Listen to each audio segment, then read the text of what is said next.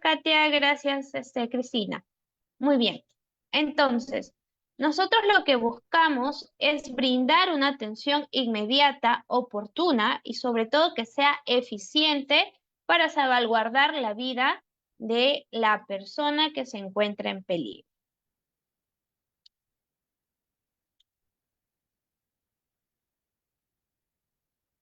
Vamos a comenzar por el concepto de qué son los primeros auxilios, ¿no? Los primeros auxilios son aquellas medidas que nosotros vamos a tomar en primer lugar, ¿no?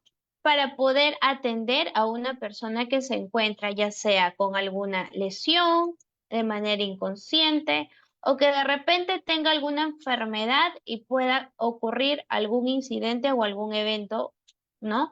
En el momento de que yo tengo que auxiliar. ¿Dónde va a ser? Normalmente puede ser un hospital, puede ser en la calle, en el autobús, ¿no? En casa. Nosotros tenemos que estar listos para esta emergencia. Cuando nosotros acudimos a auxiliar a cualquier persona, tenemos que asegurar que la escena donde nosotros vamos a brindar el auxilio sea una escena segura.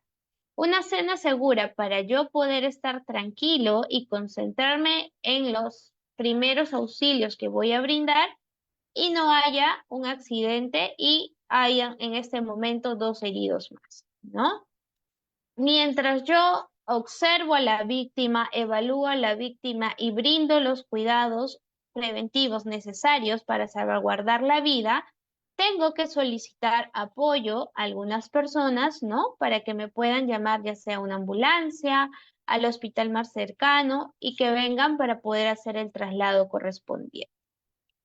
En estos momentos nosotros somos personas de fundamento importante para salvaguardar la vida de esta persona herida. Los minutos, los segundos, cada milímetro cuenta. ¿Por qué? Porque debemos de nosotros observar de manera correcta y actuar de manera rápida para conservar la vida de esa persona. El auxiliador, ¿no? Porque una cosa es primeros auxilios y otra cosa es el auxiliador, ¿no? Antes de correr de repente a salvar a una vida, a prestar primeros auxilios, siempre debe de permanecer dentro de un ambiente o dentro de la escena donde salvaguarde su seguridad.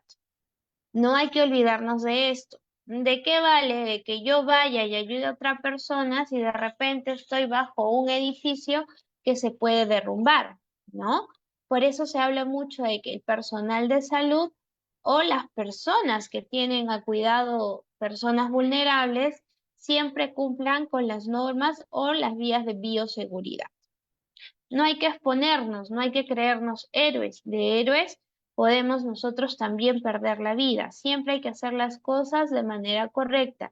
Y si no tengo el conocimiento exacto, tengo el temor de hacerlo, o de repente no estoy seguro de brindar algún cuidado necesario o alguna atención necesaria, es mejor no realizar. Los objetivos del primer auxilio, lo primero es conservar la vida de la persona, ¿no? Si yo voy a brindar un primer auxilio, voy a tener que observar bien a la paciente o al accidentado en este caso, ver si tiene signos vitales, porque no podemos revivir un muerto y no podemos conservar la vida de alguien que ya está fallecido. Evitar complicaciones físicas o traumas psicológicos, ¿no? Siempre hay que dar una orientación o unas palabras de aliento mientras yo voy mirando la parte cefalocaudal para ver de repente si tiene algún sangrado, alguna lesión, alguna fractura, de repente alguna herida expuesta que se pueda contaminar, mientras yo voy dándole la calma a esta persona, ¿no? Nosotros somos las personas que van a ayudar a la recuperación del paciente o de la persona que necesita los primeros auxilios, hasta que esta persona sea trasladada de manera correcta al centro más cercano y sea atendido con todos los exámenes y todos los chequeos que debería tener. La utilidad de los primeros auxilios, ¿no? Nos ayuda a resonar frente a situaciones de emergencia. ya sea un desastre natural, ya sea de repente una explosión por algún gas, ¿no? O algún otro metal pesado, o de repente algún tipo de combustible, ¿no? De repente alguien que se ha intoxicado en un lugar de trabajo inhalando algún tipo de químico o a una intoxicación por algún material, ¿no? Nosotros tenemos que estar normalmente preparados para cualquier tipo de eventos que se puedan suscitar. Las decisiones que tomemos van a ser decisiones fundamentales en cada segundo que pase en la vida de esa persona en nuestras manos. Si algo no estoy segura, es mejor no realizarlo porque puedo causar un daño más de lo que de repente esta persona ya está padeciendo. Tenemos que tomar una decisión, perdón, ante la situación que se está presentando. Las decisiones que uno toma deben de ser decisiones claras, las indicaciones deben ser precisas para que todo se pueda trabajar de manera conjunta, ordenada y el auxilio o el traslado en este caso llegue mucho más rápido, ¿no? Si son muchos accidentados, si son muchas personas que requieren los primeros auxilios, siempre se debe eh, indicar quién va a ser la persona que guíe o que lidere el grupo o que tome las decisiones para así poder avanzar con las atenciones que nosotros debemos de dar. Siempre es bueno que aquella persona que está a cargo de una persona vulnerable o que de repente es personal de salud, esté constantemente capacitándose y leyendo sobre aquellos cambios que podrían haber en todos los conceptos de la salud y más ante una emergencia o una situación crítica. Para nosotros poder brindar un auxilio inmediato, correcto, de manera eficaz, tenemos que tener en cuenta, ¿no? Principalmente cuándo es una emergencia y cuándo es una urgencia. ¿Y por qué mencionamos esto aquí, no? De repente estas atenciones nosotros las tenemos que tener en cuenta cuando hablamos de situaciones de emergencia sanitarias, de repente emergencia hospitalaria. Pero ¿por qué aquí? Porque no siempre los primeros auxilios se van a brindar a una sola persona y nosotros tenemos que tener en cuenta quién necesita la mayor prioridad de atención y quién puede esperar por una atención para que pueda salvaguardar la vida de estas personas accidentadas, ¿no? Una emergencia, tenemos nosotros el concepto de que es una situación donde pone en peligro la vida de una persona en la cual requiere una atención de manera inmediata, donde no puede pasarse por alto mucho el tiempo porque su vida corre peligro. A diferencia de una urgencia, que si bien es cierto, también requiere de una atención médica, pero en este caso puede tener un espacio de tiempo entre 2 o 3 horas si vemos que realmente esta persona está, entre comillas, estable y puede esperar por esa atención. En términos generales, el auxiliador o la persona que va a acudir a auxiliar, ¿no? Es mejor que no haga nada si no está seguro de lo que va a realizar. Siempre tenemos que conservar la calma, trabajar de manera rápida y con mucha serenidad. Evitar conflictos, evitar el pánico ante una situación crítica, ¿no? O ante un evento que de repente yo tengo conocimiento de que de repente la persona va a fallecer. Tenemos que salvaguardar nosotros de manera esa vida y sobre todo calmar la situación en ese momento. Nunca dejar sola a la persona que está accidentada o que necesita el primer auxilio. Esta persona, si de repente en un momento está estable, en el siguiente momento puede descompensarse y necesita nuevamente los auxilios inmediatos. Nunca hay que alejarnos de las víctimas ni dispersar las víctimas por cualquier lado. Siempre es bueno que estén en un lugar cercano para que puedan tener la ayuda de repente de otro compañero en caso sea necesario. Cuidar la integridad del auxiliador.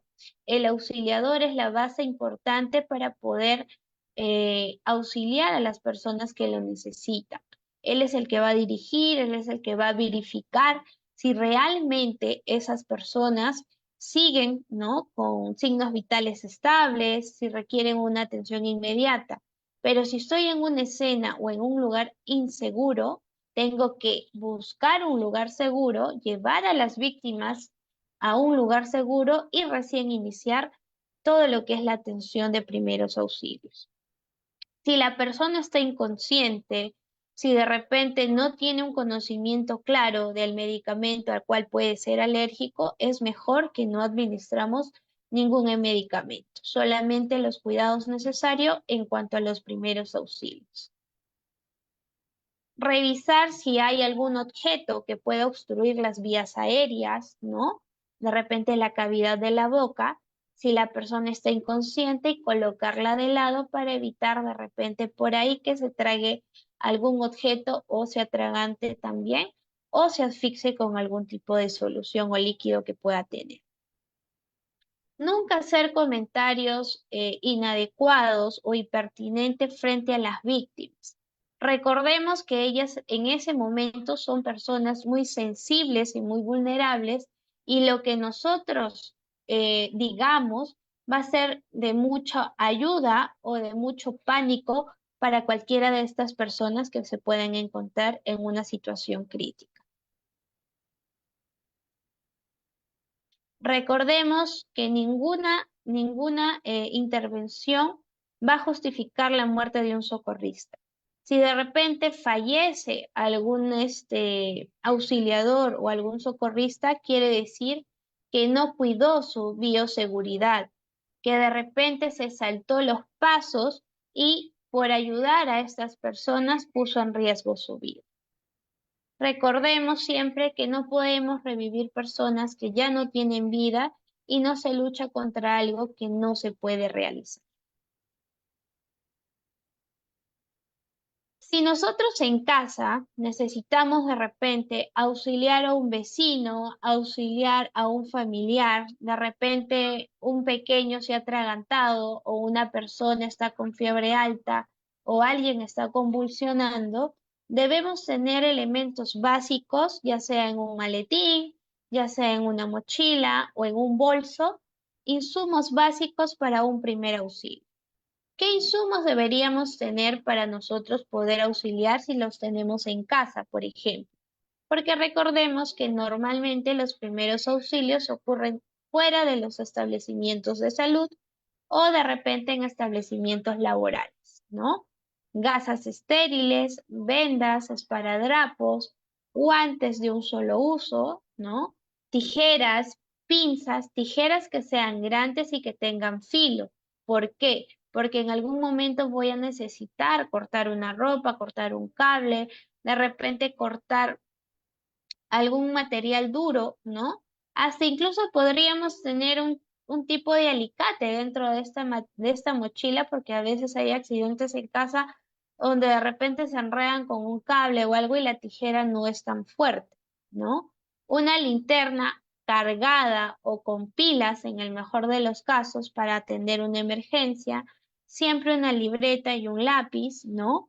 La lista de teléfonos más cercanos de los hospitales donde yo me pueda encontrar, ¿no? O de repente los de la policía, los bomberos, etcétera, para que puedan venir y acudir al llamado.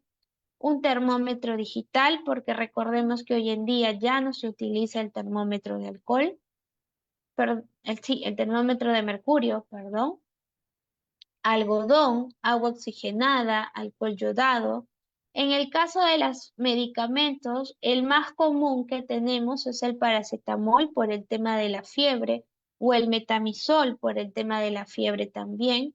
Baja lenguas, jabón líquido, ¿no? O de repente alcohol en gel para la higienización de las manos. Y podemos tener de repente algunos tipos de férulas que nos pueden ayudar a inmovilizar alguna parte del miembro.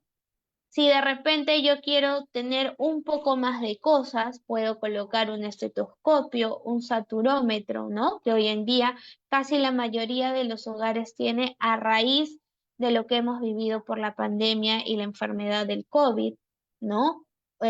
También podemos poner de repente un collarín.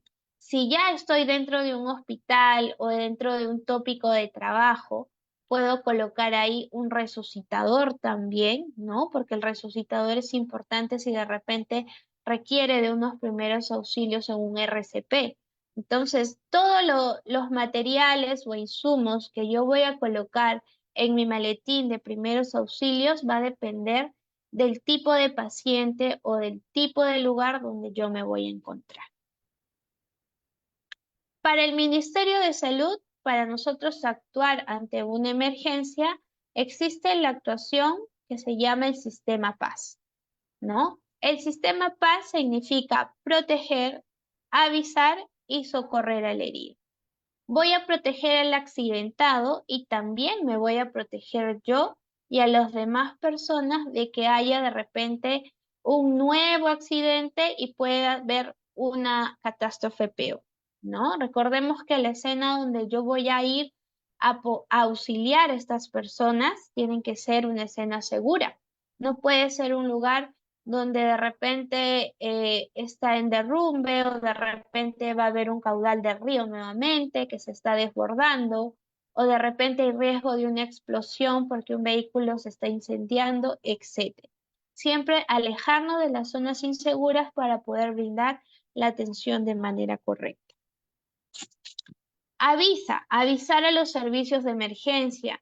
Debemos de ser claros cuando nosotros demos las indicaciones para que vengan a auxiliar. En primer lugar, tenemos que tener el teléfono de la ambulancia o del hospital más cercano para que venga a socorrernos y ayude a trasladar a los heridos. ¿Qué necesitamos saber? Número de accidentados, ¿no? O número de heridos, tipo de lesión de los heridos, el lugar exacto o ubicación exacta, ¿no? ¿Qué es lo principal que nos van a preguntar? Ya sea el SAMU o ya sea los bomberos. Tenemos que ser claros y precisos en la información que damos porque esto depende el tipo de ayuda que ellos van a trasladar hasta el lugar donde están los accidentados. Socorremos a aquellas personas accidentadas o heridas, siempre manteniendo la calma y generando un ambiente, aunque sea muy trágico, que ellos estén muy tranquilos, o algo al menos, ¿no? Que se busca que la persona esté tranquila. Principios básicos de los primeros auxilios. Tenemos mantener la calma y actuar con rapidez, ¿no? Como dijimos anteriormente, asegurar que no existan más peligros, examinar cuidadosamente a las personas accidentadas, no mover al accidentado si yo no tengo los inmovilizadores, si no tiene un collarín. Recordemos que si es una caída de moto, un accidente de tránsito, o algún tipo de caída que tenga que inmovilizar la columna, si yo no tengo de repente un collarín y por ahí tengo una chompa gruesa, una chalina que la puedo envolver y ponerla dura, se lo puedo colocar alrededor del cuello y generar una inmovilización hasta que lleguen los primeros auxilios de las ambulancias y nos traigan y lo cambien por un collarín. No hay que movilizar si es una caída o si no sabemos qué tipo de accidente ha tenido y no se puede mover porque podemos dañar la columna vertebral, ¿no? Siempre empezar por los que necesitan más atención y dejar esperar a aquellos que necesitan menos cuidado. Si el paciente está hipotenso o está hipotérmico, hay que brindarle un abrigo, ya sea con alguna manta que tengamos o alguna manta térmica o algún plástico de repente que le pueda ayudar a subir la temperatura, ¿no? Tenemos que avisar inmediatamente al establecimiento más cercano. No hay que dar de comer ni de beber agua si la persona se haya intoxicado por algún material corrosivo o de repente haya tomado algún veneno, no hay que dar nada hasta que sea evaluado por un médico, ¿no?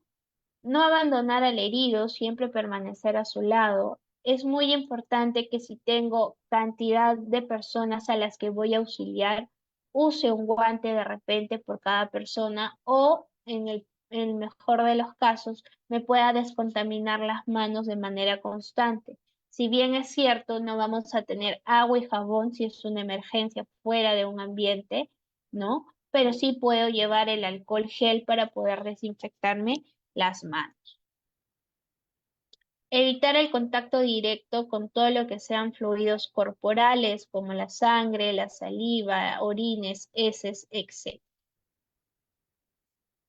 Importante que nosotros sepamos evaluar de manera correcta los signos vitales, ¿no? Ocurre mucho que a veces en las áreas, y hablando un poquito de las áreas hospitalarias, el personal de salud, por tener muchos pacientes a su cargo, muchas veces no hacen las rondas correspondientes, ¿no? Y uno de estos casos ocurre cuando de repente acudimos a controlar las funciones vitales del paciente, que de repente no tuvo un medicamento en toda la ronda de la noche y ni siquiera lo visité, y al día siguiente lo encuentro sin signos vitales, ¿no? Ustedes como profesionales no se sentirían inconformes, ¿no? Que de repente esta persona en el turno de la noche, si le hubiera tomado un constante vital correcto, pudo haber identificado que tuvo de repente una presión elevada, de repente tuvo el pulso alto o la presión baja, ¿no? Entonces, siempre es importante que nosotros como profesionales no evitemos lo que es la toma de constantes vitales, ¿no? No me voy a copiar la constante de la mañana ni la constante de la noche. ¿Y por qué menciono esto? Porque a experiencia propia, hace aproximadamente una semana falleció un familiar muy cercano a mí y como le mencionaron al inicio, yo trabajo en el área de salud, ¿no? Ustedes saben que en salud nosotros tenemos accesos a las historias clínicas. Y revisando las historias clínicas, yo verifico que a mi paciente no le habían reportado en ningún momento que había tenido de repente una presión elevada o que de repente tuvo una temperatura mayor de 38, 39 grados o algo que signifique su muerte que tuvo, ¿no? La única conclusión a la que yo llego para que mi familiar la encuentre sin signos vitales a las 6 de la mañana es que la enfermera o los profesionales del turno no les tomaron las constantes vitales al ingreso y lo único que hicieron fue copiar, ¿no? Los signos vitales. Y lo digo porque tengo la experiencia de colegas que trabajan en el área hospitalaria y que seguían mucho de las constantes que deja la paciente o, perdón, la colega anterior. Por eso, si yo tengo que tomar mis constantes vitales mañana, tarde, noche, ¿no? Debo de hacerlo, porque se supone que el profesional ingresa, toma sus funciones y al salir está dejando con otras funciones al paciente, ¿no? Entonces, siempre controlarle las funciones vitales y más aún cuando estas personas son personas que han tenido algún evento crítico, como las personas que nosotros vamos a atender. En este caso, evaluar que el pulso sea constante. Si el pulso va disminuyendo, esta persona puede perder la vida. Que la respiración sea constante, que no sea tan profunda, porque esto también dificulta que el paciente ventile de manera correcta y pueda tener un paro cardiorrespiratorio. Evaluar correctamente el nivel de conciencia, no solamente decirle, señor, ¿cuál es su nombre? ¿Dónde está? Preguntarle algunas cosas como, por ejemplo, ¿estamos de día, estamos de noche? ¿Dónde se encuentra? ¿No? ¿Cuántos años tiene? ¿No? Entonces, cosas que a veces a nosotros nos parecen poco significativas, pero cuando tú le preguntas a la persona, te contesta de manera inadecuada y vemos que su estado de conciencia no es el correcto, ¿no? Entonces, si yo ya controlé mis constantes o mis signos vitales, voy a solicitar ayuda, ¿no? Del lugar donde yo me encuentre. Si la víctima contesta, ¿no? Entonces es controlar sus signos vitales, mantener el calor corporal, evidenciar que no haya pérdida de fluidos, si fuera necesario, realizar algún torniquete o presión en alguna herida que pueda estar perdiendo fluidos, ¿no? Si la persona no responde, pero tiene signos vitales, hasta que llegue la emergencia o las personas con la ambulancia, puedo comenzar lo que es la reanimación cardiopulmonar, ¿no? Entonces, siempre es fundamental para cualquier tipo de atención, ya sea a nivel primario, nivel hospitalario, emergencias, etcétera, controlar de manera correcta los signos vitales. Hasta aquí, ¿alguna pregunta?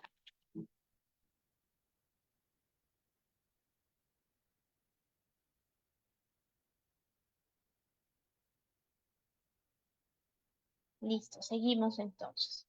Ahora sí, vamos a pasar netamente al cómo nosotros vamos a actuar ante situaciones como heridas, mordeduras, quemaduras, ¿no? Asfixias, intoxicaciones, que son lo que normalmente se nos presentan en una situación para nosotros poder brindar los primeros auxilios. Con respecto a las heridas, recordemos que las heridas son lesiones que a nosotros nos va a causar algún daño a nivel de la piel, ¿no? Las heridas leves normalmente son heridas totalmente superficiales, como de repente algún raspón, algún arañón, alguna mordedura que no sea tan profunda. Los cuidados principales que debemos tener para estos tipos de heridas son lavarse con abundante agua y jabón, ¿no? Después de ello, no hay que utilizar ningún tipo de alcoholes, porque el alcohol irrita mucho la piel y lo que va a hacer es quemar más aún la piel, ¿no? No echar de repente algún tipo de crema hasta no saber exactamente qué es lo que ha sucedido en caso la persona esté inconsciente. Siempre es bueno cubrir la herida con una gasa estéril, sí dejarla un poquito humedecida para que la gasa no se pegue y al momento de retirar la gasa no se desprenda la costrita que normalmente se forma para que deje de supurar o sangrar en este caso y no se haga otro daño más, ¿no? Si de repente fue una herida por alguna mordedura de animal, si sabemos quién es el dueño, hablar con el dueño para saber si el animal está vacunado o no, y si no fuera así, comenzar con la vacunación preventiva de vacuna antirrábica y de vacuna antitetánica. En el caso de las heridas graves, que son ya capas más profundas de la piel, como por ejemplo puede dañar un colgajo de la piel, es una herida grave, ¿no? Una perforación que de repente llegó hasta el órgano, ¿no? También es una herida grave. Y en su mayoría de estas heridas pueden producir hemorragias, ¿no? Moderadas a severas. Lo primero que tenemos que nosotros que realizar es el control de la hemorragia. Si la hemorragia la puedo tapar o presionar o suspender, perdón, solo con una presión, ¿no? Ya sea con una gasa estéril limpia o un trapo limpio, si en ese momento no tengo una gasa, no hay ningún problema. Pero si por A o B no se puede simplemente haciendo una presión, tengo que hacer un torniquete.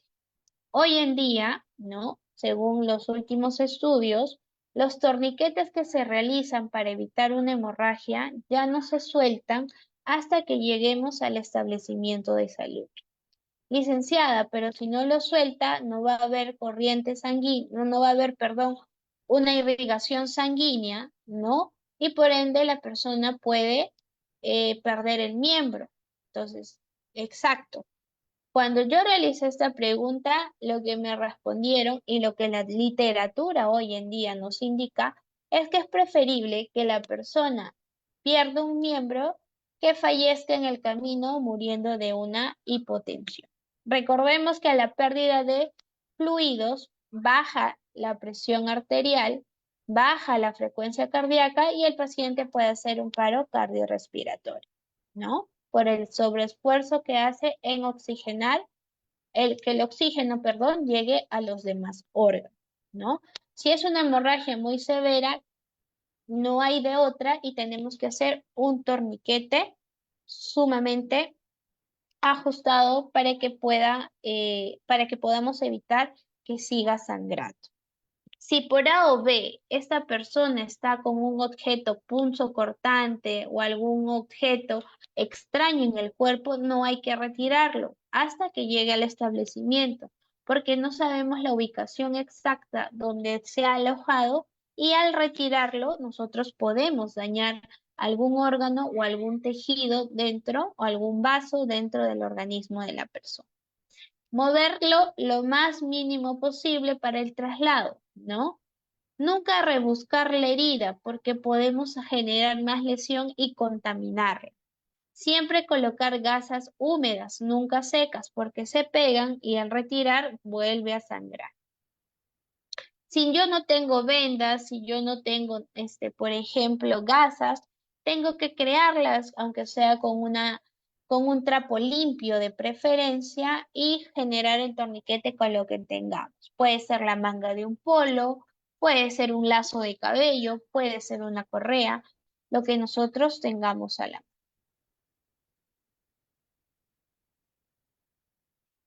En el caso de las hemorragias o sangrados, recordemos que son todo aquello que se puede ver e incluso no ver cuando hay una obstrucción o en este caso, un derrame de sangre, ¿no?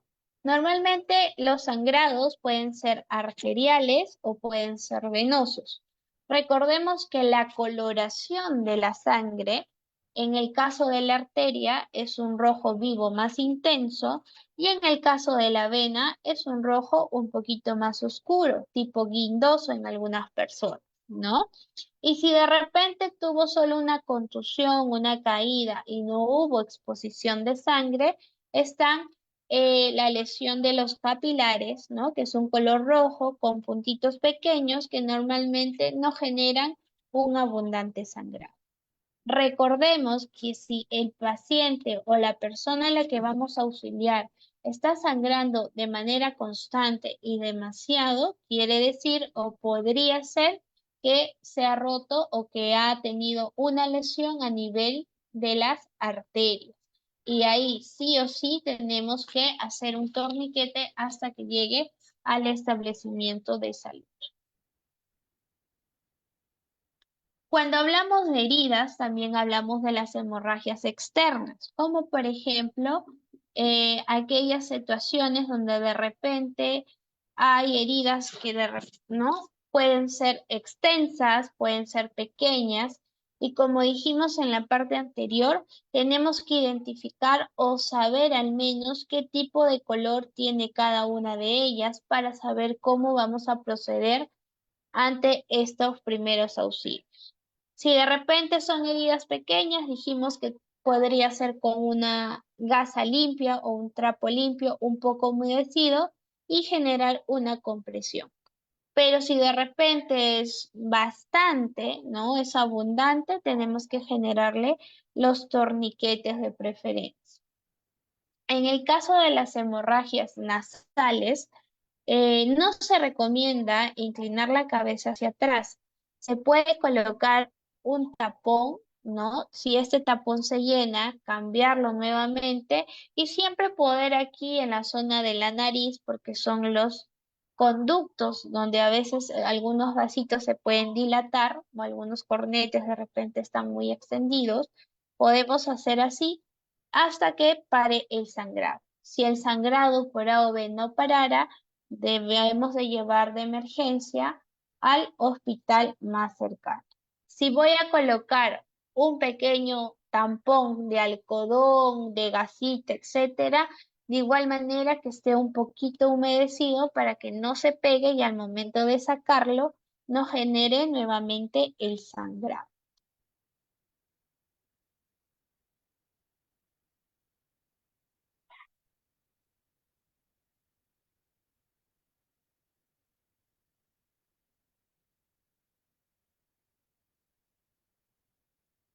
Listo. En el caso de las hemorragias, ¿no? internas, tenemos que nosotros evaluar al paciente de manera muy minuciosa. Recordemos que nosotros al momento de brindar los primeros auxilios no vamos a tener unos lentes biónicos o unos ojos biónicos para saber en cuál parte del cuerpo de repente la persona está sangrado.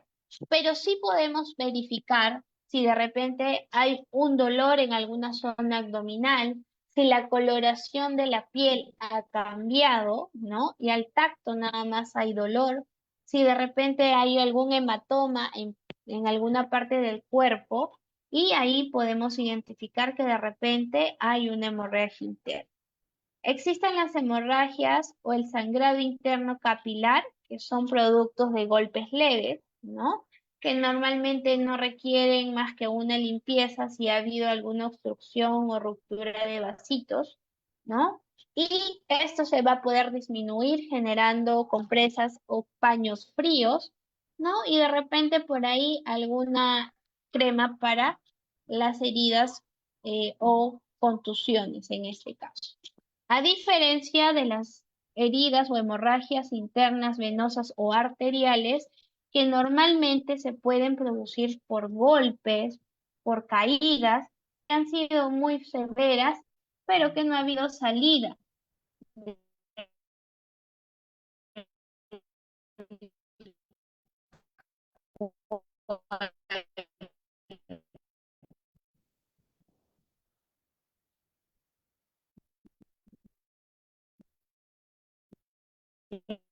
¿Ya? Bastante cuidado al momento en. Aquí vamos a verificar siempre las constantes vitales aquí, porque aquí nosotros podemos darnos cuenta si el paciente ha bajado la temperatura, si el paciente de repente está perdiendo el conocimiento, si se siente mareado, si está pálido, si el pulso ha disminuido, ¿no? Y la respiración ha aumentado.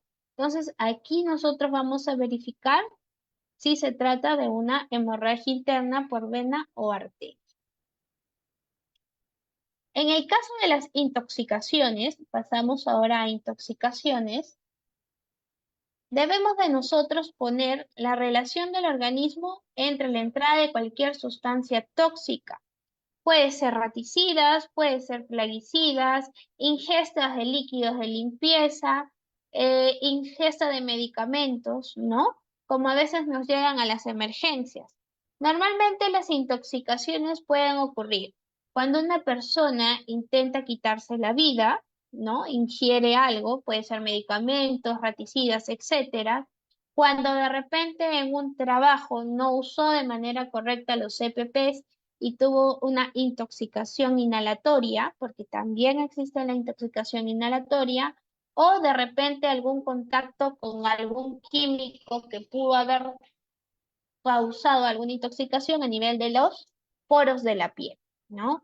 Si por A o B, en este caso, la persona ha tenido contacto directo con algún químico, con algún corrosivo, directo a la piel o a la ropa, lo primero que tenemos que hacer es quitar la ropa contaminada y si se puede y hay una ducha cercana, bañar al paciente para poder sacar un poco más los residuos de la piel que se está penetrando. Evaluar de igual manera los signos vitales y llevar al establecimiento más cercano.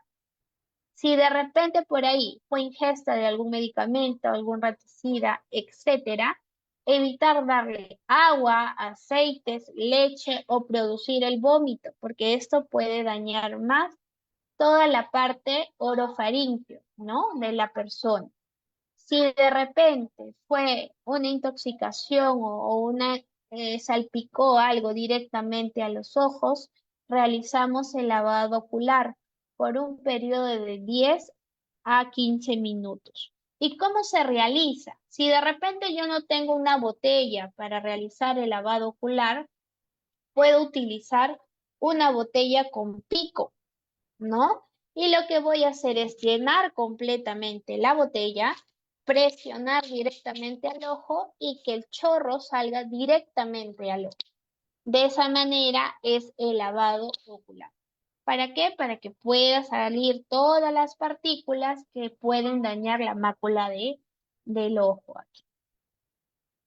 Debemos pedir asistencia médica de manera inmediata y sobre todo si la persona en este momento está inconsciente, colocar de lado la cabeza y evitar de repente cualquier intoxicación. Aflojar las ropas o quitarlas de preferencia, verificar que la persona esté permanentemente consciente y con los signos vitales constantes, ¿no? Y como dijimos, si es ingesta, no dar nada de tomar ni de comer, etc. Si es una intoxicación por inhalación, siempre hay que vigilar que la zona donde yo estoy atendiendo a la persona sea una zona que ya no está contaminada. Si la persona y el ambiente siguen contaminación por esta intoxicación del aire, ¿no? Por decirlo así, tenemos que llevar a otro punto donde pueda haber una mejor ventilación y no haya la exposición hasta este químico que ha causado la intoxicación en las personas. Brindar oxígeno si fuera necesario, ¿no? Y de esa manera, poco a poco, se va a ir limpiando las vías respiratorias y disminuyendo la dificultad de respirar que tienen estas personas que se han intoxicado. Si es una intoxicación por contacto, lo primero que tenemos que hacer es liberar y limpiar mucosas, proteger ojos, nariz y boca, ¿no? Y sobre todo, vamos a retirar la ropa contaminada. Podemos tenerlo sin ropa, solo con truzas, de repente brindar una bata o qué sé yo, lo que tengamos a la mano. Y si es posible, darse un enjuague o un baño, no solamente al cuerpo, sino también a los ojos, de por lo menos también de 10 a 20 minutos. Y trasladar a estas personas para sus evaluaciones previas de acuerdo a las necesidades que tengan. Con respecto a las quemaduras, ¿no? Tenemos nosotros quemaduras de primer, segundo y tercer grado. Perdón. Estas quemaduras van a depender del tipo de lesión que yo me realice, ¿no? Normalmente si hablamos de quemaduras de primer grado, son quemaduras que van a ser superficiales, solamente la primera capa de la piel, que es la verde, ¿no? Si es de segundo grado, esta ya es un poco más agresiva, puede generar algunas ampollas y enrojecimiento y si no tiene un buen cuidado, incluso se pueden infectar. Y las quemaduras de tercer grado, que normalmente ya se comprometen los tejidos, los vasos de la piel, incluso en algunas de ellas pueden llegar hasta los músculos del nervio y verse incluso hasta el hueso, ¿no? Entonces, ¿cuáles son las heridas normalmente o quemaduras que pueden realizar de tercer grado? Son aquellas heridas eléctricas o quemaduras, perdón, eléctricas, porque tienen un alto voltaje. Y aunque ustedes no vean al paciente por fuera, ¿no? Con heridas, este paciente ha sufrido grandes daños. De igual manera, las quemaduras de segundo grado, que pueden ser de repente cuando una mamita estuvo cocinando y se le vació la olla y el pequeñito estuvo al costado y se generó quemaduras de segundo o de tercer grado. Normalmente las quemaduras de primer grado pueden ser las quemaduras por insolación. Hoy en día que estamos con un sol fuerte, personas que no se echan bloqueador o que paran mucho expuesto al sol, ¿no? Tienen las quemaduras de primer grado, ¿no? De repente estaba cocinando y me rocé con una olla caliente, quemadura de primer grado. Duele, molesta, se enrojece, pero no causa mayor lesión en la. ¿Qué tipos de quemadura existen? Porque tenemos que también saber cómo vamos a actuar y acudir ante estos tipos de quemadura. Quemaduras térmicas locales que pueden ser producidas por calor, fuego, líquido, vapores, ¿no? Sólidos calientes, frío o congelación, porque el frío y la congelación también generan quemaduras. Quemaduras con inhalación de vapores que normalmente afectan a las vías respiratorias y las quemaduras eléctricas, que normalmente suelen ser las de tercer grado Generalmente no vemos sangre, son indoloras, ¿no? Pero en lo que nosotros vamos a auxiliar tenemos que identificar la escena. ¿Y por qué no podemos ir corriendo y coger al paciente? Porque por la carga eléctrica que el paciente ha recibido, todavía podría ese paciente causar algún contacto directo con el auxiliador y también generar una carga eléctrica. Ver que ningún cable esté alrededor. Recuerdo mucho, hace algunos añitos, casi 10, ¿no? Que tuve en el Serum un paciente, o bueno, hubo una víctima de quemaduras por carga eléctrica. Era una zona donde normalmente no hay luz, la luz habían por horas, y esta persona era casi fin de año, recuerdo, y llamaron al médico porque todos dormíamos en una casa y el médico sale pues rápido, ¿no? ¿Y qué pasó? Que había visto o había suscitado un paciente o una víctima por quemadura eléctrica. Y eran cables de alto voltaje, no eran cualquier cable.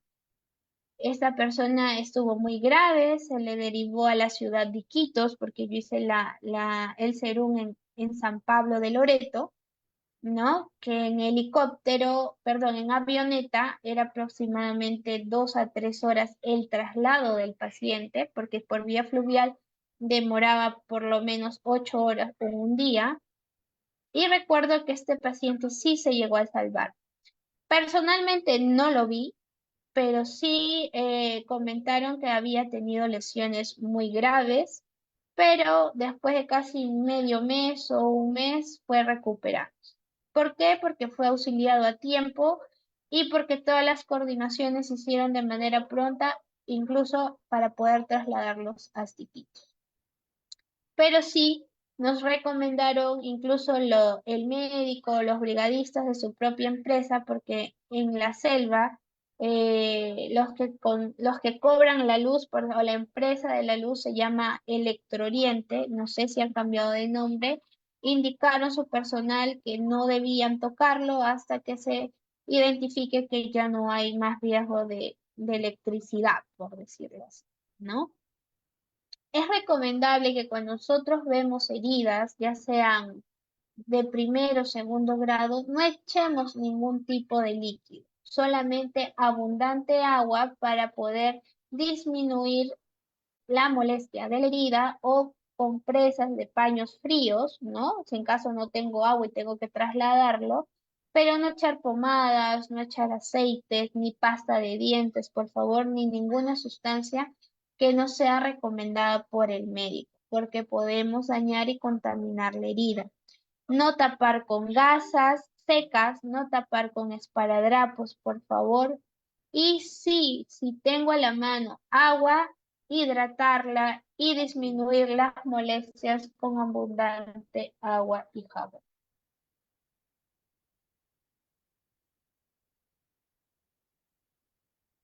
Sigamos.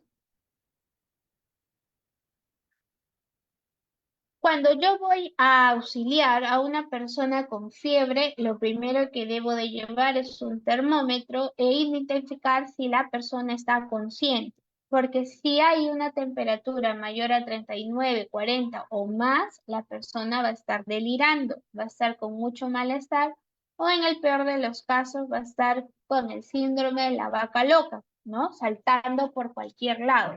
Si he tenido un adulto, ¿no? Cuando trabajaba en una empresa en el área de tópicos, que el paciente o esta persona, este trabajador, tuvo una temperatura mayor a 40 grados y comenzó a revolotear por todo lado. Se comenzó a quitar la ropa, moviendo pies y manos y se lo llevaron obviamente de emergencia al hospital, ¿no? ¿Por qué? Porque tiene el riesgo de convulsionar.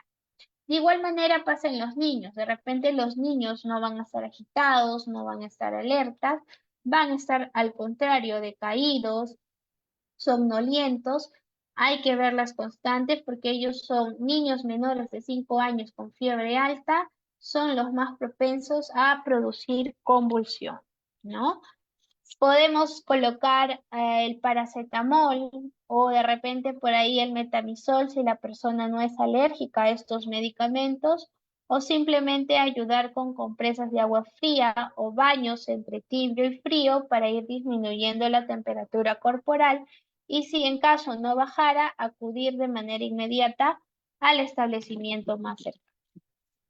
En el caso que yo encuentre una persona desmayada, ¿no? Lo primero que tengo que verificar es la respiración, el pulso, si no tiene nada dentro de la cavidad oral o la cavidad nasal que pueda obstruir el paso de las vías del aire o del oxígeno, ¿no?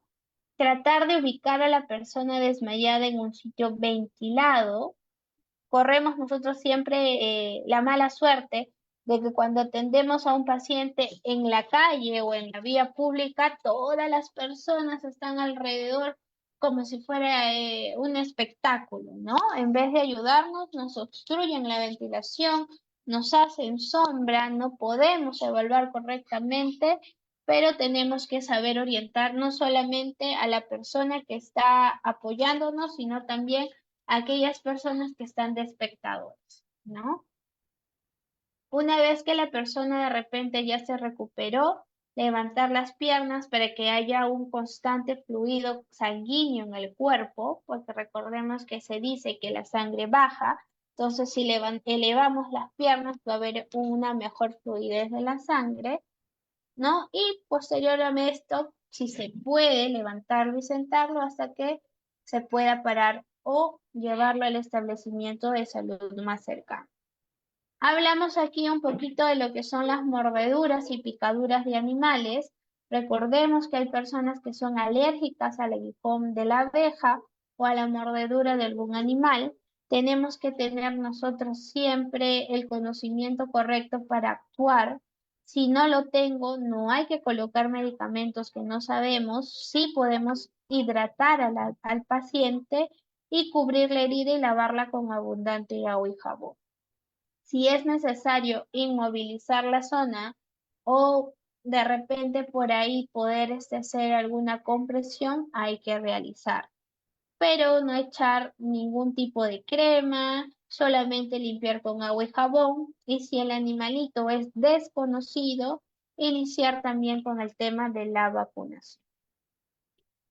Cuando un paciente tiene convulsiones, ¿sí? Nosotros lo primero que debemos hacer es despejar el área y despejar a las personas que nos obstruyen la atención, que son los curiosos, ¿no? Verificar que esta persona no tenga nada que lo pueda lastimar. Recordemos que cuando una persona convulsiona no se debe parar la convulsión, pero sí se debe ayudar a que la persona no esté en riesgo de golpes, por ejemplo, la cabeza, porque se sacude mucho.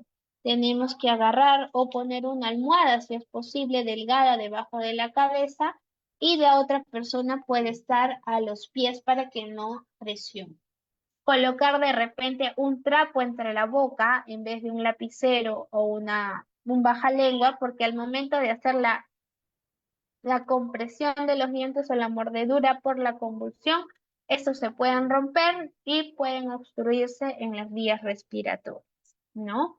Si de repente hay salivación o de repente hay expulsión de los esfínteres, ayudar para que esta persona no se ensucie, cambiarlos de ropa si fuera necesario, y cuando ya pase la convulsión, controlar las funciones vitales, preguntar en dónde está, cómo se llama, para ver el nivel de conciencia de esta persona. Si convulsiona, la persona no reacciona y sigue convulsionando, debemos acudir al establecimiento más cercano. Vamos a hablar ahora del atragantamiento, que normalmente es lo que impide que nosotros podamos respirar de manera adecuada porque hay una obstrucción de algún cuerpo extraño, ¿no?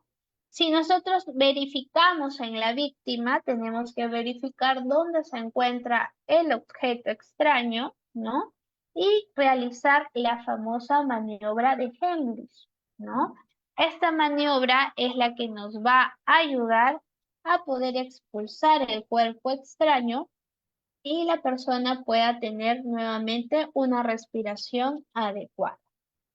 ¿Cómo lo realizamos? Nos colocamos detrás de la víctima, aquí es mejor, nos colocamos detrás de la víctima, cogemos, ¿no? Abrazamos, este es el puño, esta es la mano, y podemos realizar desde la boca del estómago, a ver, de aquí hacia arriba, como si la estuviéramos cargando. Del ápice del esternón colocamos la mano, ponemos la otra y con fuerza cargamos. Esto va a hacer, perdón, esto va a hacer que el paciente pueda expulsar el cuerpo extraño. Si de repente el paciente es muy gordo y yo no puedo abrazarlo, lo puedo ayudar para que lo haga de manera, lo haga solo sobre la superficie de una mesa o en una punta para que pueda realizar la maniobra. Si la persona está recostada o inconsciente, lo podemos hacer como vemos en la imagen, ¿no? Con la palma de la mano a una profundidad adecuada sin lastimar las costillas para que pueda hacer la expulsión del cuerpo extraño.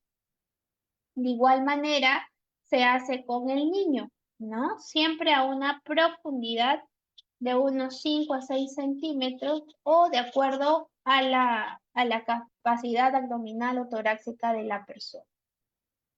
Si hablamos de lactantes o niños menores de 2 años o más chiquititos, la reanimación, en este caso, perdón, la maniobra, se realiza boca abajo. Ejemplo, esta es la cabeza de mi bebé, estos son los pies, coloco mi mano y que el bebé esté con la cabeza hacia abajo. En este caso no hacemos con los dedos porque está con la espalda hacia arriba, ¿no? Hacemos con unas palmaditas aquí el cuerpo externo. Verificamos, como vemos en la imagen, que lo haya botado y comenzamos nuevamente a colocarlo en una posición correcta para que pueda ventilar. Esta es la maniobra del paciente cuando está sentado o cuando es muy gordo, ¿no? Lo podemos hacer también de manera sentada en el mismo punto y si el paciente se encuentra solo o la persona se encuentra sola, de igual manera puede realizar la maniobra en una base dura o firme. Perdón. Cuando hablamos de traumatismos, vamos a pasar ahora a todo lo que es traumatismo. Aquí tenemos nosotros todo lo que es esguinces. Los esguinces, como nosotros recordemos un poquito, perdón,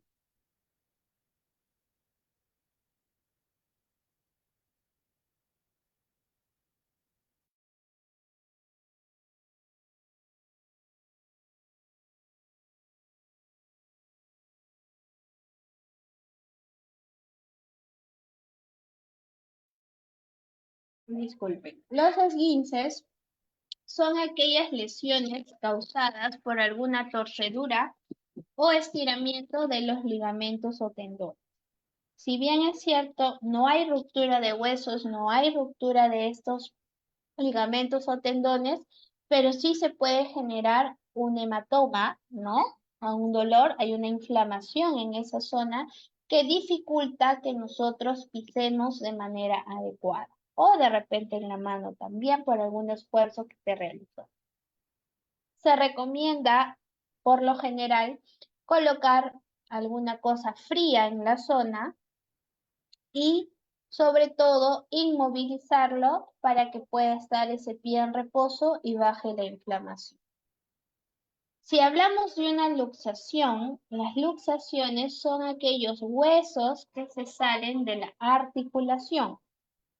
Va a hacer que de repente nuestro brazo caiga, ¿no? Cuando hay una salida de la articulación, va a generar dolor localizado, va a haber una incapacidad total o de repente parcial del movimiento o la fuerza del brazo o alguna otra zona, ¿no? Y lo recomendable es inmovilizar la zona y de igual manera para la inflamación algo frío hasta que se realice la placa en el establecimiento y vean si necesitan férula o yeso para poder corregir, ¿no? En el caso de las fracturas, nosotros tenemos dos tipos de fracturas.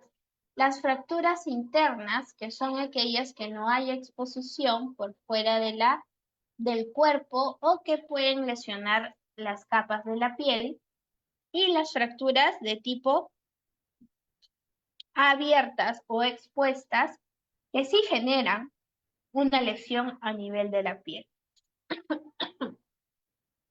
Normalmente para ambas se tiene también que inmovilizar la zona, pero sumamente importante en el caso de las fracturas abiertas, identificar el tipo de hemorragia que puede presentarse.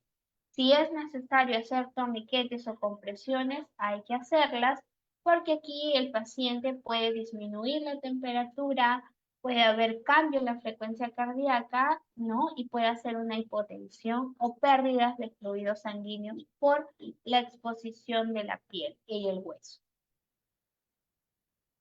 Si hablamos de nosotros de reanimación cardiopulmonar, tenemos tiempo todavía. Estamos hablando de cuando un paciente se encuentra inconsciente y por más que le hemos preguntado, ¿no? Lo hemos movilizado, pero tiene los signos vitales todavía palpables, como se dice, debemos comenzar con la reanimación corporal, pulmonar, perdón. ¿Qué vamos a hacer? Vamos a colocarnos al costado de la víctima, como nosotros vemos aquí al señor. Con las rodillas rectas, la columna recta y los brazos rectos, vamos a hacer compresiones. Las compresiones tienen que ser entre 100 a 120 por minuto en 5 ciclos, de 30 o 35 por lo menos. Y después de cada compresión, nosotros tenemos que realizar las dos respiraciones. Hoy en día y después del COVID, la respiración ya no se está haciendo boca a boca, pero sí se está realizando con el AMBU o el equipo de resucitador ventilatorio para lo que son las ventilaciones. Licenciada, cuando yo voy a brindar el primer auxilio, no tengo ese equipo porque ese equipo es muy caro. Voy a educar al familiar que está al lado de la persona consciente para que él realice las ventilaciones. Si yo la realizo, recuerda que tengo el riesgo de contaminar. En el caso de los neonatos, los coloco en mis faldas, levanto un poquito la cabeza para apoyarlo y con dos dedos a nivel también del esternón, del ápice del esternón, comienzo a hacer las compresiones. No me gusta decir cuánto es la profundidad, tanto el niño como el adulto. La literatura nos habla en adultos de aproximadamente unos 5 a 6 centímetros y en los niños un poco menos, porque recordemos que esto va a variar, depende de la contextura de la persona a la cual yo le voy a brindar el primer auxilio. La literatura me dice 6 centímetros, pero si es una persona obesa o de repente tiene mucha grasa abdominal, tengo que hacer un poco más de profundidad.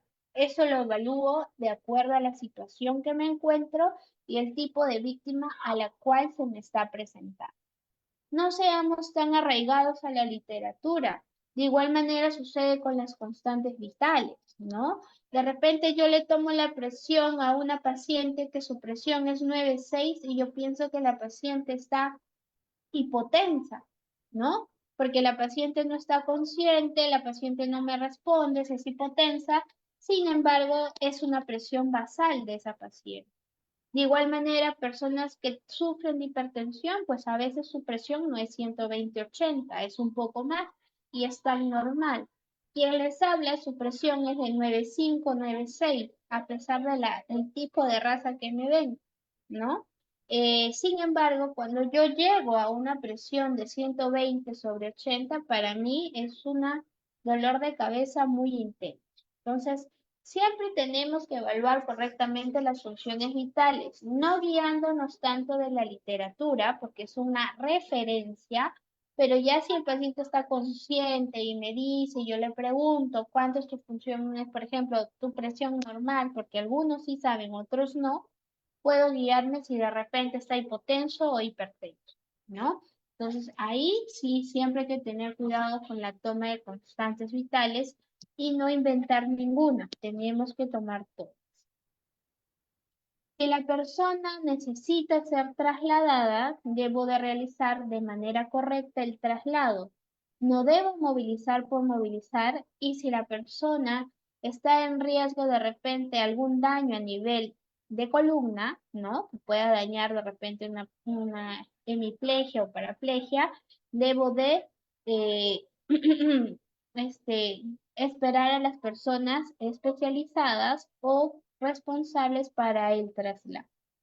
Si yo sí sé y tengo apoyo, puedo hacerlo de manera correcta, movilizándolo con alguien más. Puede ser en una camilla, en una tabla o lo que encuentre en la mano, pero que sea de base firme. ¿Sí? Vamos a ver ahora algunos videos para poder comprender un poquito las maniobras y lo que es el RCP.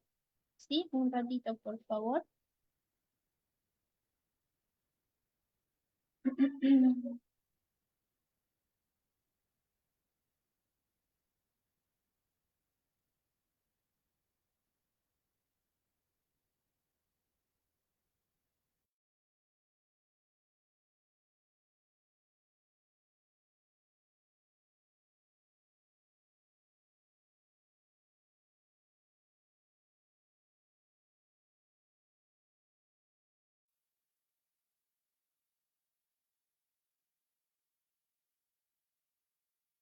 Vamos primero con lo que es la maniobra de Heimlich.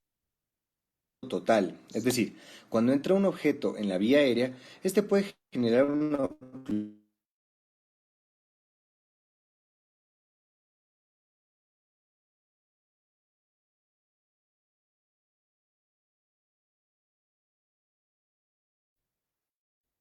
oclusión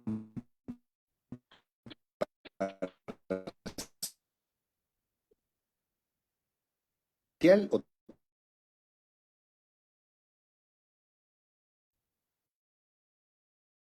total. Cuando es parcial,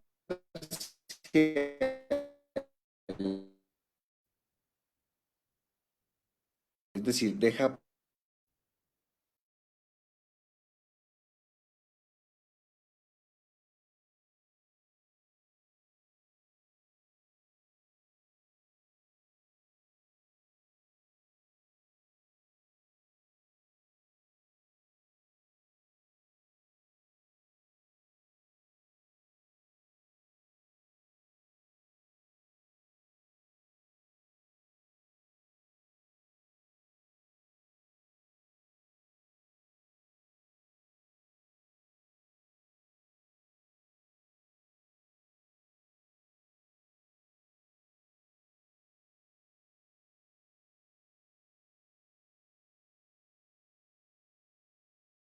Disculpen, creo que se fue la señal, ¿no?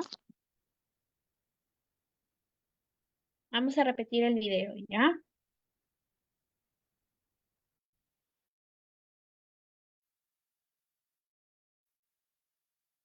aérea, este puede generar una oclusión parcial o total. Cuando es parcial, es decir, deja parte de la vía permeable, el paciente puede emitir cierto quejido respiratorio, cierto estridor, también puede toser. En cambio, la total, el paciente no puede emitir ningún tipo de sonido porque no hay comunicación alguna. Entonces, esta es la más grave y aquí estaría indicada la maniobra de Heimlich. Cuando hablamos de oclusión parcial, es mejor estimular el mecanismo de la tos. Si el paciente tose, esto es el mejor mecanismo que existe para eliminar objetos que sean de manera parcial, ¿de acuerdo?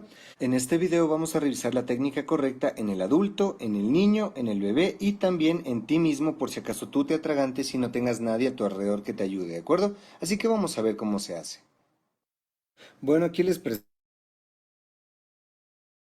Presento a la familia Heimlich. Aquí tenemos al señor Heimlich, al hijo mayor Heimlich y al pequeño bebé Heimlich, ¿de acuerdo? Imagínate que los tres estaban almorzando en un restaurante y de repente los tres se atragantaron al mismo tiempo. Entonces vamos a ver la maniobra en cada uno para salvarles la vida. Entonces, primero vamos con el señor Heimlich. Las primeras manifestaciones que hace el paciente con atragantamiento son llevarse las manos al cuello, también puede ser una facies de angustia, puede haber un poquito de cianosis en los labios. El paciente desesperadamente mira hacia los lados por ayuda, entonces tú te colocas detrás del paciente, la mano derecha la pones en puño, la mano izquierda la pones por delante de esta mano y ese es un movimiento fuerte hacia atrás y hacia arriba, en el abdomen, con la intención de expulsar el aire. Entonces colocas la mano por detrás, hace la maniobra y sale la obstrucción. Así es como se debe realizar.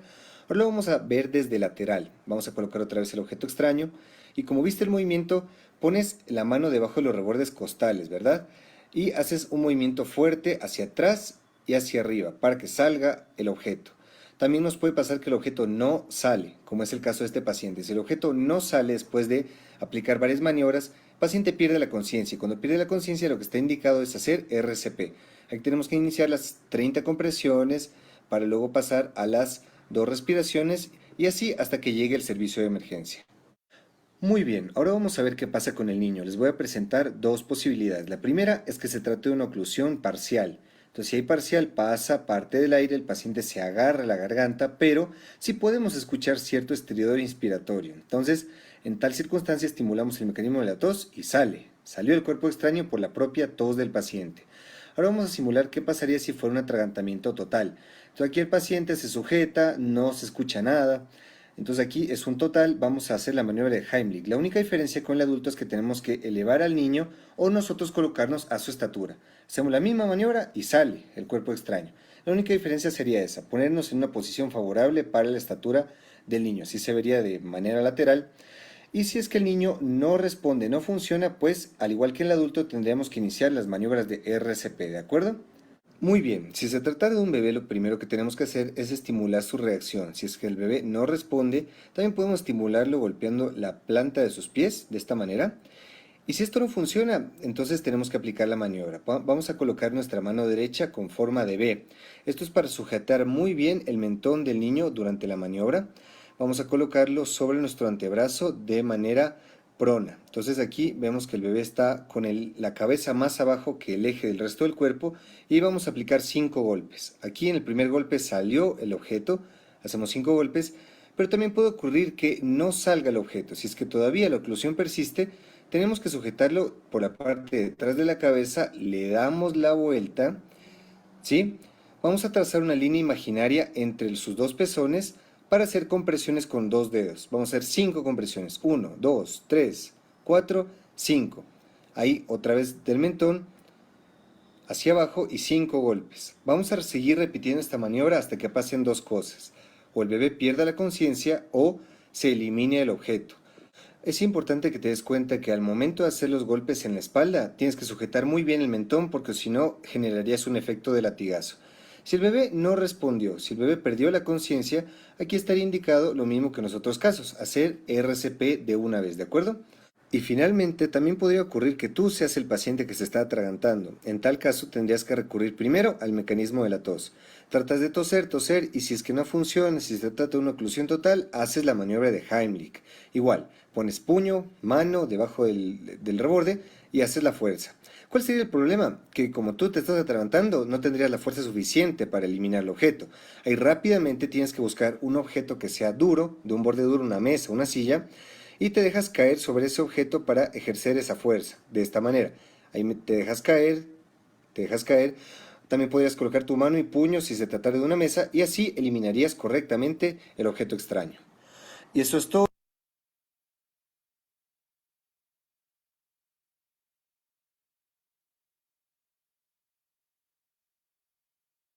Ahora vamos a ver, por último, el RCP.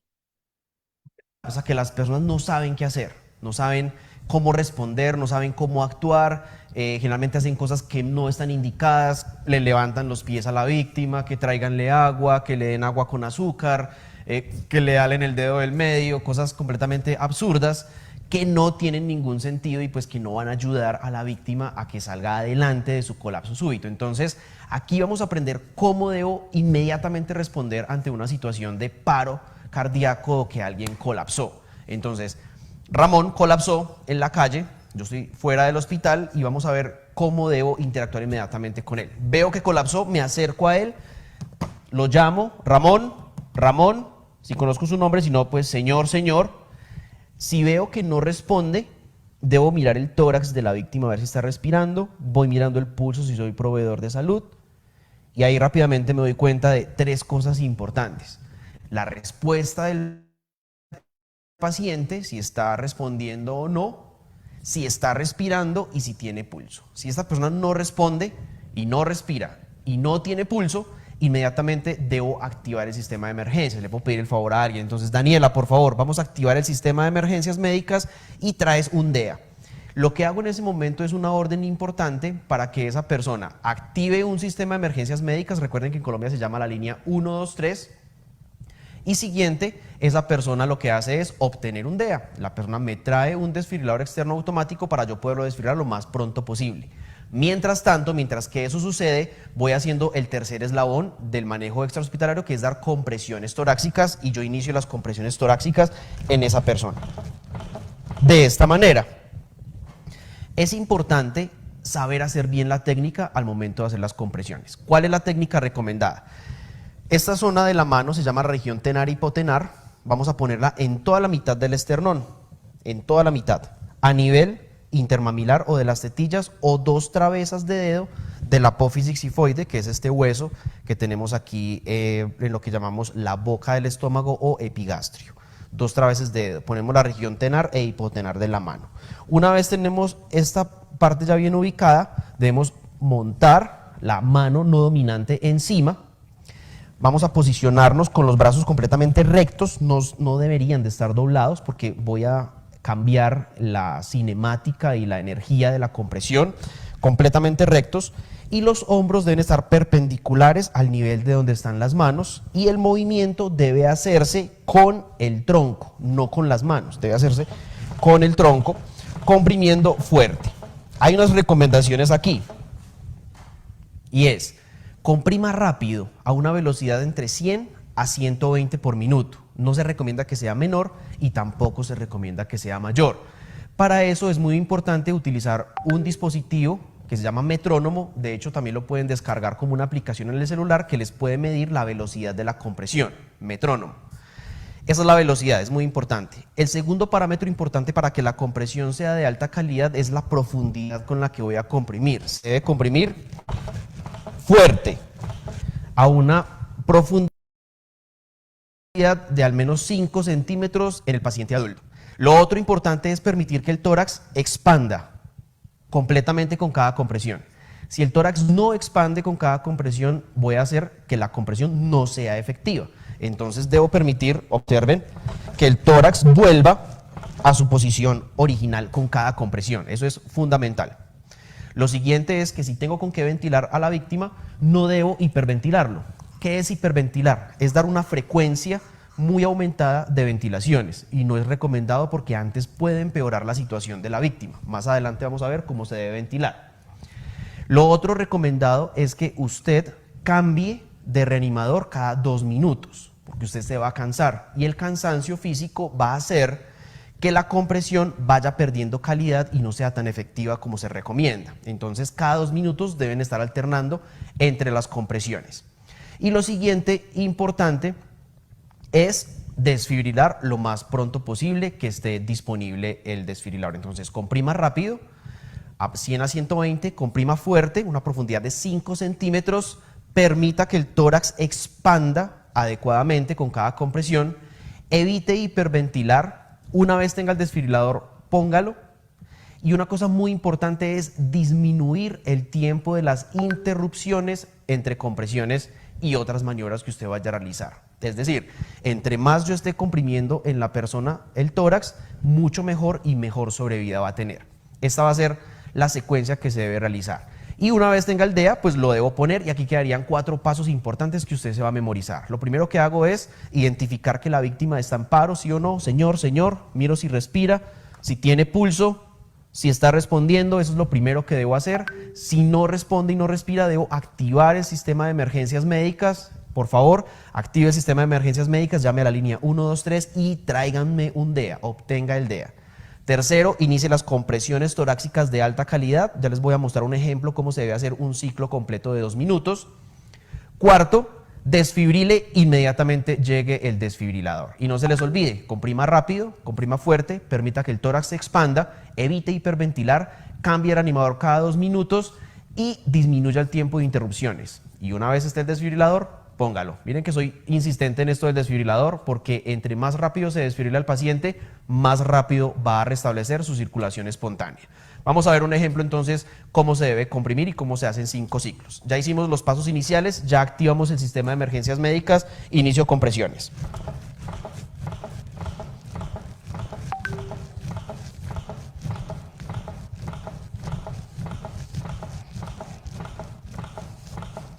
...21, 22, 23, 24, 25, 26, 27, 28, 29, 30.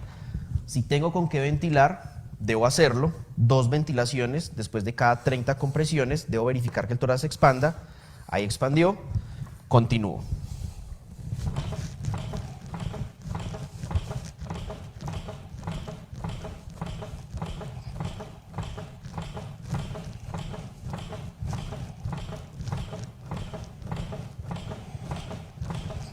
...27, 28, 29, 30. Usted puede contar las 30 si quiere, pero se va a fatigar más. O contar las últimas y estar preparados. 2 ventilaciones efectivas. Continúo, llevamos 2 ciclos, vamos al tercero.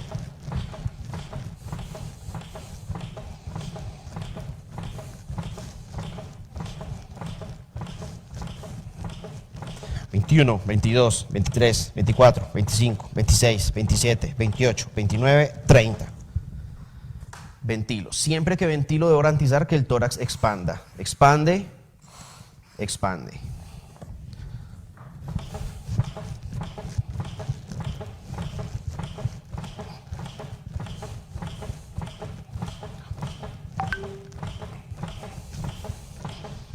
...21, 22, 23, 24, 25, 26, 27, 28, 29, 30. Expande, expande. Vamos al último ciclo.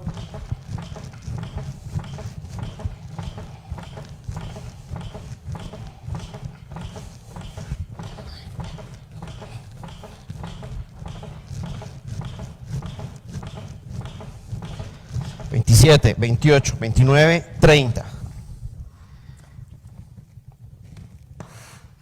No expande, reacomodo mi técnica y expande. 2 ventilaciones. Verifico cómo continúa la víctima, si ya restableció el pulso o si está moviéndose, porque soy proveedor de salud puedo hacerlo, y si no, debo continuar las compresiones torácicas o si llega el DEA, se debe instalar el DEA. Esa es la técnica con la que debo utilizar al momento de realizar compresiones torácicas en una víctima. Vean la velocidad que utilicé, estuve aproximadamente en 100 por minuto. Y otra cosa importante es hacerlo durante 2 minutos, 5 ciclos, ciclos de 30 por 2. Eso es. Los invito para que vean el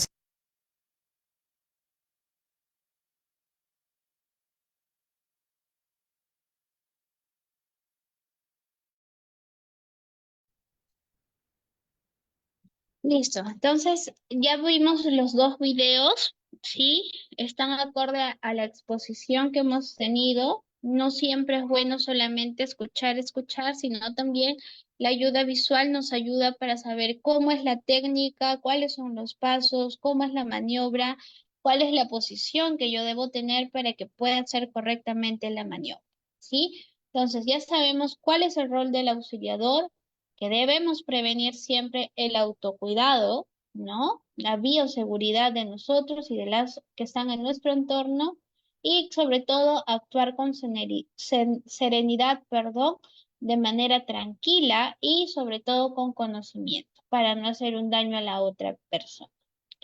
Si tuvieran alguna pregunta, me escriben en el chat o de repente pueden abrir sus micrófonos.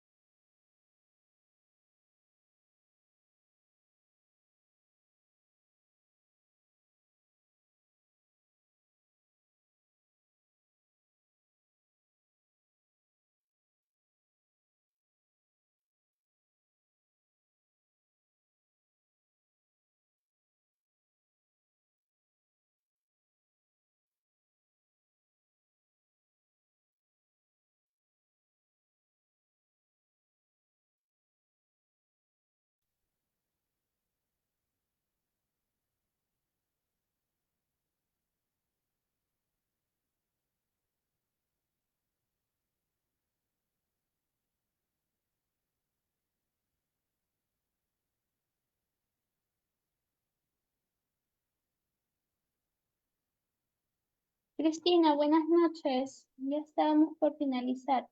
Eh, Mira, las personas con crisis epilépticas o convulsiones, en este caso, como dijimos en la exposición, no hay que colocar ningún objeto duro. Al contrario, puedes colocarle una tela para evitar que se muerda o se lastime los labios o la lengua. ¿Sí? Y siempre colocando de preferencia cuando termine, colócala de costado y si hay secreción de saliva, sacar la saliva con una gasita limpia, ¿ya?